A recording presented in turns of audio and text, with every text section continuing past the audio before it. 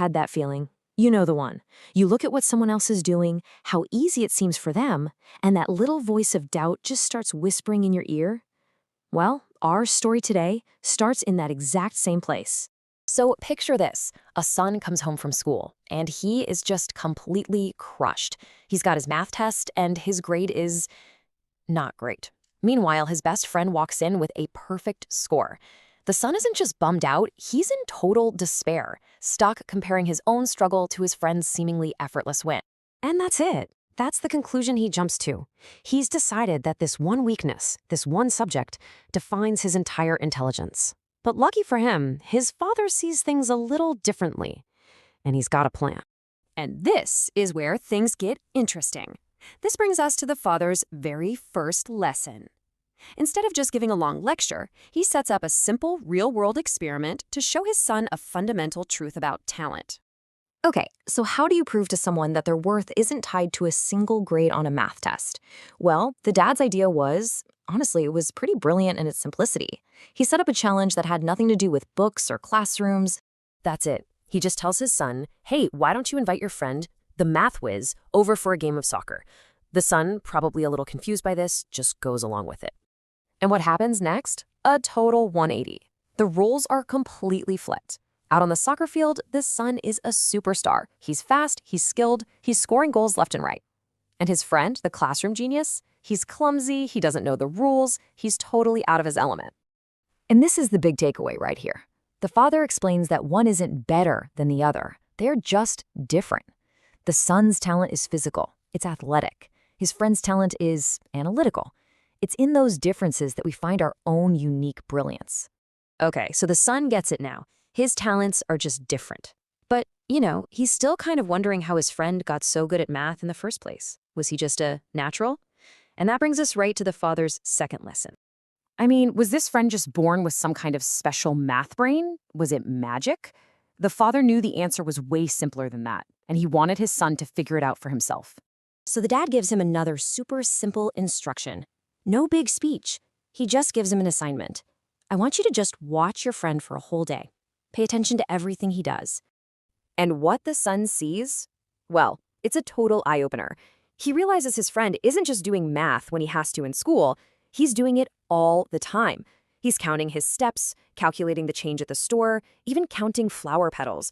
Math is just woven into the fabric of his day. See, for the friend, it wasn't a chore. It was just what he did. It was a habit. So the friend's so-called genius? Yeah, it wasn't magic at all. It was the result of thousands of tiny daily actions. He's a master of math because he's constantly practicing it, the same way the son practices soccer every day without even realizing it. And that's lesson number 2. Mastery is just consistent practice. Okay, so this all sounds great, right? Just practice. Easy enough. But we all know it's not that simple. The son, feeling inspired, decides to apply this new rule. Which brings us to the final and maybe the most important lesson of all.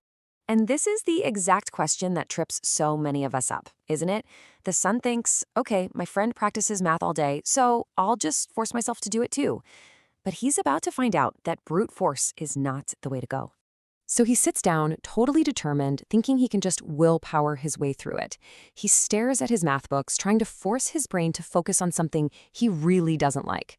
And the result? Pretty predictable, right? He gets a headache, he's exhausted, he makes zero progress, and he literally just falls asleep at his desk. When his father sees this, he shares his final piece of wisdom. The reason his friend's practice feels easy and natural, while his own feels like torture, it all comes down to one simple, powerful word: passion. Passion is the fuel that makes the engine of discipline run without effort. So the dad basically lays out 2 options, 2 clear paths you can take. Path number 1 is the easy one. Focus on what you already love to do.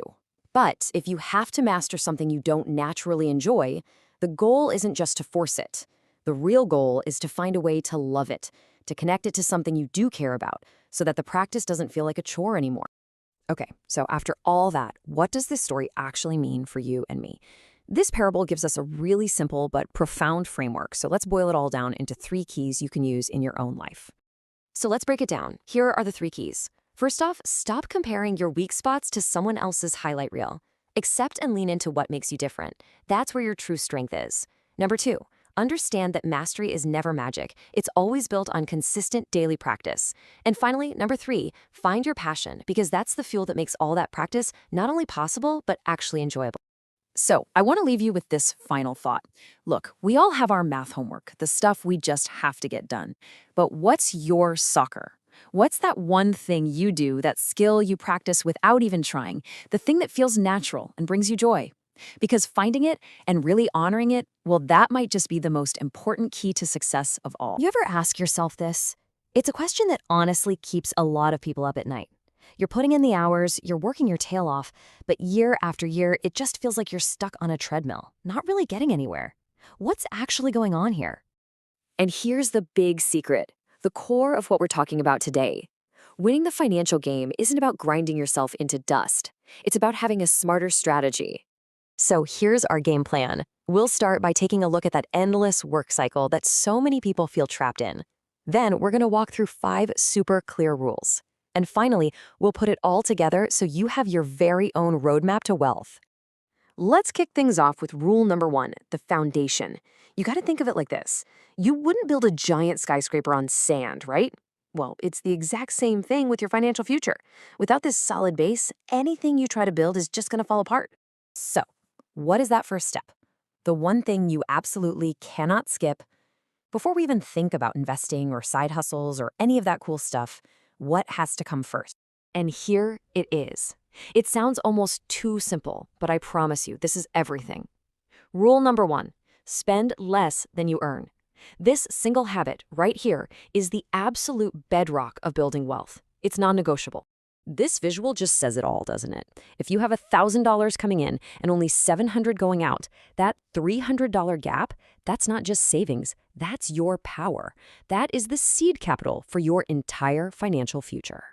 The trick is you have to make this happen on purpose. You have to actively save a piece of every single paycheck, and you have to viciously protect it from things like high-interest credit cards and loans that just eat your income alive. And I'm telling you, without this discipline, you could have a huge salary and still end up with nothing in the bank. Okay, so now you're creating that surplus. Fantastic! But how do you protect it? Well, that leads us straight into rule number 2, building your safety net.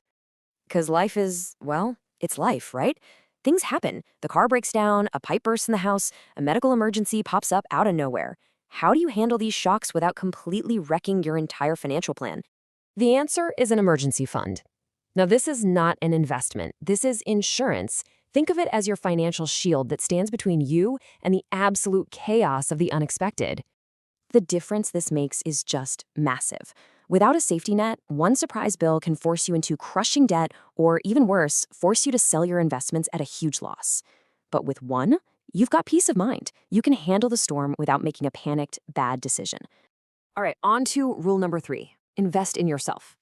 So your foundation is solid, your safety net is ready. Now it's time to go on offense. And the absolute best place to start is with the one asset you have complete and total control over. So you've saved up some money, but the world of stocks and real estate just seems kind of intimidating, right?